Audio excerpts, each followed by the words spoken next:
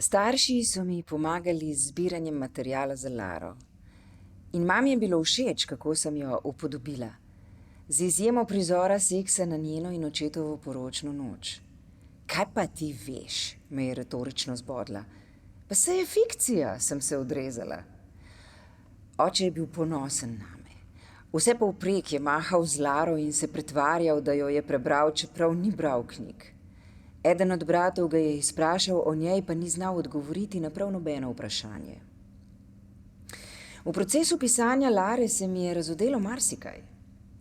Ko sem babičino nasprotovanje poroki mojih staršev izpisovala v kontekstu njenega otroštva, sem počasi razumela, zakaj je ravnala, kot je. Naloga pisateljice je, da ustvarja mnogoplastne, kompleksne like, in sčasoma sem se vživela v babico, čeprav je skupaj s še nekaterimi v njeni družini mojemu očetu zadala rano, ki se ni nikdar zazdravila, in duševno rano pustila tudi njegovi družini, nam. Odraščali smo v zavesti, da obstajajo ljudje, ki bi nam morali biti najbliže, a smo jim tako zelo mrzki, da nimajo ničesar opraviti z nami. Pisanje te knjige mi je pomagalo doumeti, zakaj. Ta proces zame ni bil terapevtski, je pa raziskovanje, razmišljanje, karakterizacija prineslo katarzo. Ugotovila sem tudi, da sem s tem, ko sem si v domišljiji slikala, kako so moje prednice in predniki živeli in ljubili, razmišljali in čutili, našla stik z njimi. S pisanjem njihovih zgodb se je zaprla vrzel med mano in preteklostjo moje družine. Če se odpraviš na časovno popotovanje v 19. stoletje, se 100 let niti ne zdi tako zelo daleč. Že tako so me zanimali moji predniki in prednice, zdaj pa sem se začela bolj vživljati vanje. Še posebej v prababico Jane Brinkworth, ki je izgubila 6 od 8 otrok. Lara je moja različica družinske zgodbe o izvoru. Zgodba o preseljevanju in priseljevanju, hrepenenju in pripadanju, družini in ljubezni prek preprek ter o boju, stremljenju in trdoživosti v pričo predsodkov, revščine in zle sreče. Prizadevanje, da bi se vključil, da bi te v novi deželi sprejeli in da bi se v njej znašel, to je priseljenska izkušnja že od davna, skupaj z negativnim stereotipiziranjem. Lara je moj poklon ne le zgodovini moje družine, temveč večkulturni Britaniji in odnegdajšnji globalni realnosti vzajemnega oplajanja kot bistvene poživljajoče sile prisotne v vseh nas. V letih, ko sem pisala to knjigo, ko sem živela z njo, se z njo učila in jo potem, ko se je preobrazila v poezijo, ljubila, sem odkrila, kako najti motivacijo, kako nikdar opustiti svojega ustvarjalnega dela, kako verjeti vase kot v pisateljico in kako najti najboljši način, da povem zgodbo, ki je brbotala v meni. Knjiga je postala samosvoja, enkratna tvorba šele, ko sem se odrekla konvencijam. Od takrat se večina mojih knjig začne v eni izmed literarnih zvrsti in konča kot nekaj drugega. Nimam pojma, ali je izkušnja drugih pišočih enaka. Sumim, da ne. Včasih zavidam tistim, ki začnejo prozni roman pri A in ga končajo pri Ž, ne da bi zametavali celotne rokopise ali zgodbo predelovali v drugačni obliki. Proti koncu Lare dvorasna naslovna junakinja pot k svojim koreninam sklene s plovbo po Amazonki, da bi našla samo sebe. Pomirjena je. Gledam, kako se polnim z džunglo, ko ladja reže stopljeno čokolado in se ujame takt njenega motorja, mojega srca. Greva naprej, v samoto. Se mi osvobaja kaosa mesta. Reka brez cenzure me pomirja. Postajam svoji starši, predniki, bogovi.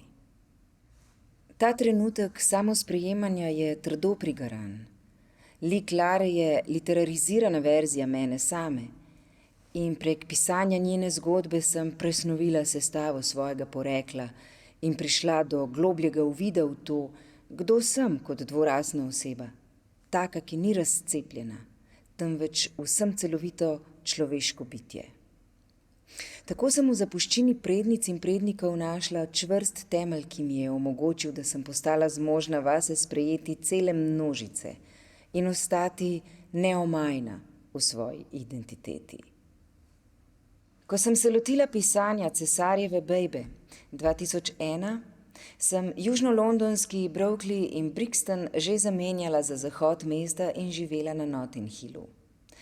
Kar se ljubezenskega življenja tiče, je bila epizoda z nesmrtnikom že preteklost in hodila sem z drugim, Američanom, ki se je pretvarjal, da je prebral moji knjigi. A kadarkoli sem obiskala njegov razmetani manhattanski brlog, sta skupaj z drugim smetjem ležali na tleh z nedotaknjenim hrbtiščem in neprelistanimi stranmi. Ni me motilo, da ga moje pisanje ne zanima. Motilo pa me je, da o tem laže. V bistvu sem najprej hotela napisati neki drug roman, a je bil tako slab, da sem že pozabila, zakaj je šlo, čeprav ga imam spravljenega za vsak primer, če bi si hotela kdaj osvežiti travmo. Sama Cesarjeva bejba je zrasla iz niza pesmi o dekletu, hčerki nubijskih staršev, ki odrašča v rimskem Londonu pred 18 stoletji, ki sem jih napisala v okviru pisateljske rezidence v muzeju mesta London.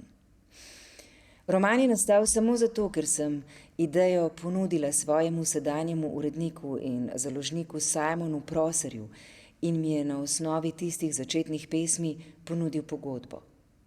Kaj kmalu se je besedilo razmahnilo v 250-stranski roman v verzih in v pisanju sem neverjetno uživala.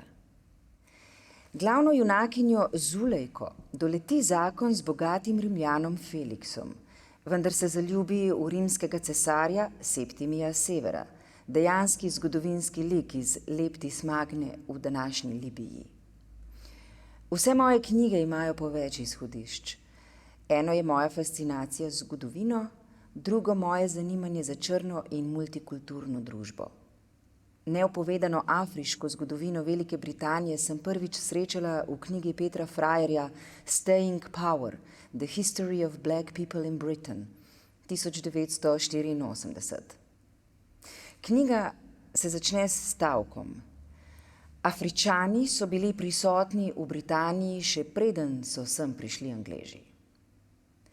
Kar se nanaša na rimsko legijo severnoafriških Mavrov, ki je bila v letu 211 stacionirana ob Hadrianovem zidu blizu Škotske. Glede na to, da sem zrasla z mitom, da je bila Britanija vse do 20. stoletja belska dežela, je bilo to precej eksplozivno čtivo. Staying Power tudi izkoplje iz pozabe črno zgodovino Britanije od 16. stoletja dalje in pokaže neprekinjeno prisotnost temnopoltih oseb vse do danes. Ta knjiga me je vodila k zgodnejšim, ki so jih napisali J.A. Rogers, Ivan Van Sertima in Edward Scobie, s še drugimi zornimi koti na skrite narative črne zgodovine.